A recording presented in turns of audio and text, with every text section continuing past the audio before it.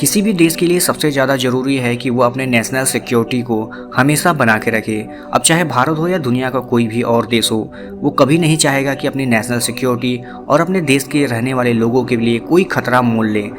इसी वजह से भारत में रहने वाले हर एक आदमी को ये भरोसा होता है कि बॉर्डर पर खड़ा एक फ़ौजी उसके देश की रक्षा हर एक मुसीबत से उसकी करेगा। लेकिन आज के समय में ये बात पूरी तरह से लागू नहीं होती, क्योंकि फौजी भले ही बॉर्डर पर खड़ा होता है, लेकिन कुछ चुनौतियाँ ऐसी होती हैं जो कि उसके बस के बाहर भी होती है, जिसको हम कहते हैं फोर्थ जनरेशन वॉरफेयर। दरअसल ये एक ऐसा वॉरफेयर होता है जिसमें आमने सामने की लड़ाई नहीं होती है, बल्कि लुका छिपी जैसा कुछ होता है, यानी कि टेररिज्म के थ्रू। हालांकि भारत में जो टेररिज्म होता है वो ज़्यादातर पाकिस्तान से स्पॉन्सर्ड होता है, यानी कि पाकिस्तान की आईएसआई इस तरह की टेररिज्म को स्पॉन्सर करती है, उनको ट्रेनिंग देती है और भारत में एंट्री करवाती है, और बाकी जितनी गाइडेंस होती हैं वो आईएसआई द्वारा ही उनको दी जाती है। अब भारत के लिए समस्या ये है कि इस तरह के जो स्पॉन्सर्ड टेररिज्म होते हैं उनको पकड़े कैसे, क्योंकि ये समय के साथ और हाईटेक होते जा रहे हैं। इनके पास अब चाइनीज़ ड्रोन भी हैं जो कि समय के साथ और ज़्यादा हाईटेक होंगे, और इन्हीं चाइनीज ड्रोन की मदद से वो अपने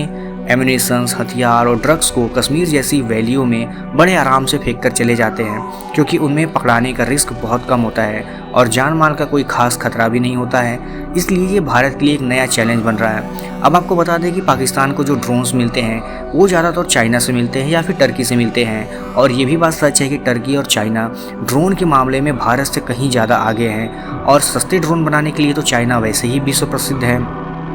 तो इस तरह के जो ड्रोन होते हैं वो आतंकवादियों को बड़े ईजिली मिल जाते हैं चाइना की तरफ से, और आने वाले समय में भारत के लिए बहुत बड़ा सिरदर्द होने वाला है, क्योंकि इस तरह के ड्रोन को ट्रैक करना और गिराना अपने आप में एक बहुत बड़ा चैलेंज है। अब सवाल ये है कि भारत में रहने वाले लोगों के लिए ये एक तरह का नया थ्रेट है कि आतंकवादी आपके बीच में ही रहते हैं, लेकिन आपको पता नहीं चलता है, और देश के बॉर्डर पर खड़े जवान को ये मौका भी नहीं मिलता है कि वो इनसे निपट भी सके। तो यानी कि भारत को फोर्थ जनरेशन वॉरफेयर के लिए तैयार होना होगा। हालांकि इस तरह की बात भारत में तब जोर पकड़ ली जब भारत में 9/11 जैसी घटनाएं हुई, और ये बात सामने आया कि मुंबई में जो 9/11 की घटना हुई थी इसको पूरी तरह से पाकिस्तान द्वारा स्पॉन्सर्ड किया गया था और फंडिंग दी गई थी, और उन टेररिस्टों को ट्रेनिंग भी दी गई थी भारत में कैसे कैसे हमले करने हैं। इसके बाद भारत काफ़ी हद तक चौकन्ना तो हो गया है, लेकिन समय के साथ वो भी अपने आप को इम्प्रूव कर रहे हैं सारे आतंकवादी, जो कि भारत के लिए एक सिक्योरिटी थ्रेट तो बनता ही जा रहा है। हालांकि भारत ही दुनिया में एक ऐसा देश नहीं है जो कि आतंकवादियों से परेशान है।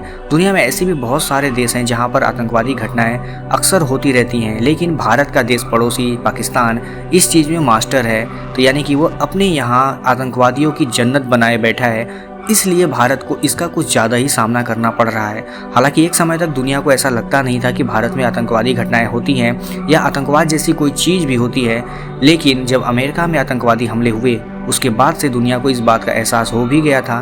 कि आतंकवादियों को भी स्पॉन्सर्ड किया जाता है और आतंकवादी भी दुनिया में मौजूद हैं।